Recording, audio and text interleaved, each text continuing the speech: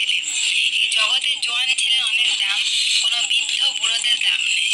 হ্যাঁ, কারণ সেই জোয়ান ছেলেরা কি করে, সেই দায়িত্বটা পালন করে। আজকে আমার ছেলে নিজে নিজে ভাত খাচ্ছে, জোয়ান ছেলেরা সেই দায়িত্বটা পালন করে। খা খা খা, এই দেখ তোর গল্প নদী বাবু, এদিকে তাকা তাকা তাকা। হ্যাঁ, নিজে নিজে ভাত খেতে কেমন লাগছে বাবু? ভালো। তাহলে খাস না কেন? খাবি। তুমি খাইলে তাড়াতাড়ি খাই দাও। আমি খাইলে তাড়াতাড়ি খাইতে তো তোকে চেবাতেও দিই না আমি।